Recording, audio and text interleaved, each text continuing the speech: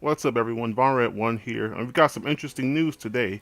Star Wars Battlefront 2 will not have a season pass. So, Battlefront 2 leaked last week. We got a 30-second ad that was probably part of a PS4 promotional ad that will show on TV or something. Then today at Star Wars Celebration in Orlando, Florida, the full trailer was revealed about 2 minutes, and it pretty much showed that that leaked trailer was legit, and the game does span across all the eras. It'll have a campaign, and it looks like it's everything that the first game should have been. So, who said it? A developer at DICE has confirmed it. Creative director Bernd Dimer confirmed the absence of a season pass in their interview at Mashable, stating that we don't want to segment our community. He said with regard to why the team opted to forego a season pass. This is a good trend we've been seeing in games lately. A lot of people are dropping season passes because they finally realize it just screws up the availability of games later on in the game's life cycle.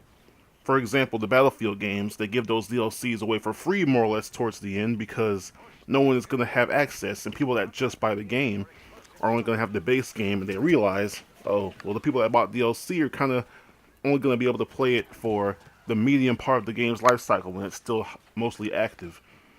So Titanfall 2, for example, no season pass. You just get all the maps for free, which is the way it should be because it screws over everyone. It screws over people that are new to the game because they can't find a match, and it screws over people that bought this DLC because they can't play it because not enough people with the DLC are still playing.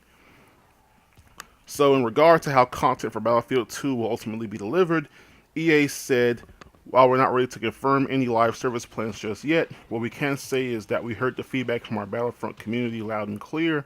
We know that they want more depth, more progression, and more content, so we're focused on delivering that in every dimension of Star Wars Battlefront 2. We'll have more to share about our plans soon. And then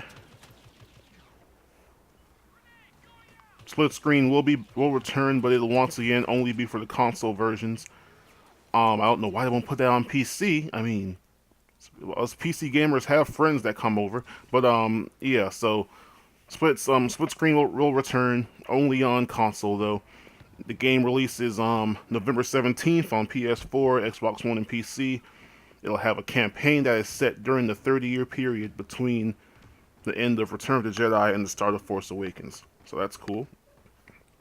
Um, yeah, this looks to be a very well welcomed improvement to the game. I mean, a lot of us were disappointed with Battlefront. I mean, I was hyped for that game at E3 when it showed off the first footage. It looked amazing. Then the game came out and we realized it was casual. It was only the original era, which is a great era, but like there were games on PS2 that had all three, or back then all two. So I don't get why they went the lazy route with this first game. I mean, this footage right now, I'm playing Battlefront on PC. They're having a free DLC weekend, so I get to play the Rogue One DLC. And I mean, a lot of people are playing this right now. A lot of people are enjoying themselves. And a lot of these people didn't buy the season pass because it was a ripoff. These season passes are a ripoff. I'm glad to see that's being dropped. Hopefully, it's not even like the guns or anything that I get mad at. It's the maps because who doesn't want more maps and why do we have to pay for more? I'm glad that's kind of dying out. Hopefully, all of them do that soon.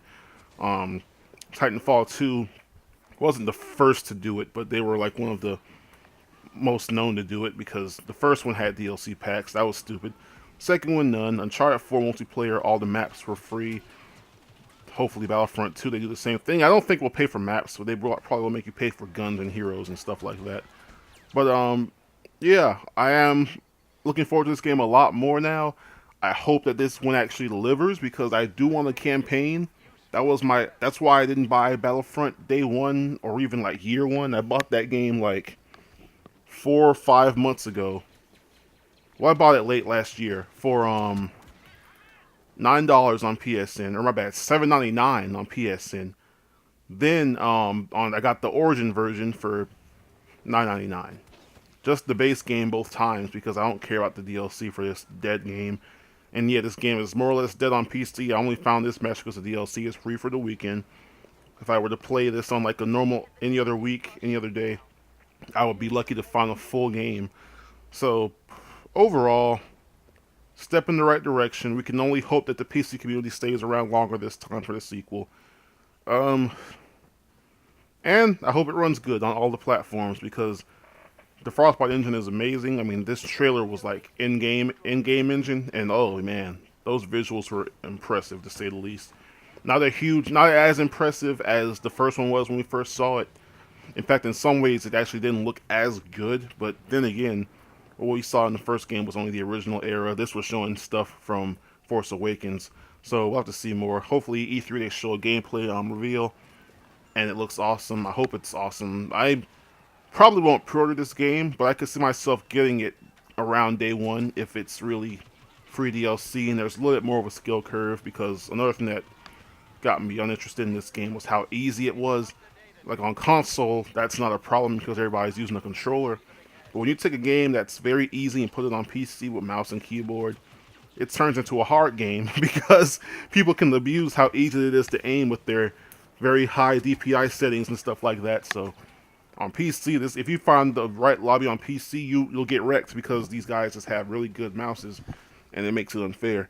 So hopefully there's a higher skill curve for the sequel that makes that not so much possible. Like I know you can't have the physics of like Battlefield with bullets because these are lasers, but I don't know, do something to at least give it a challenge to aim where like a casual that's never played a game before can pick up Battlefront 1 and just easily kill someone. Don't do that for Battlefront 2. Don't do it. But yeah, that's all I have to say about it. Enjoy the rest of the footage. This is my first time playing this DLC. I played the Death Star DLC because there was a free DLC weapon DLC weekend a while ago. But yeah, enjoy the rest of the footage. There's like 2 minutes left. We won, and also see Rogue One because that was a cool movie. And yeah, I'll see you guys next time. Remember to like, comment, and subscribe to that One Nation under PC and PlayStation, or as I now call it, the Vanguard. Join the Vanguard. Follow me on Twitter. And check out the Tech Peasants podcast. We had a new episode go up yesterday, and it was awesome. There was a little flaw at the end, but it'll be fixed next time. So yeah, peace out.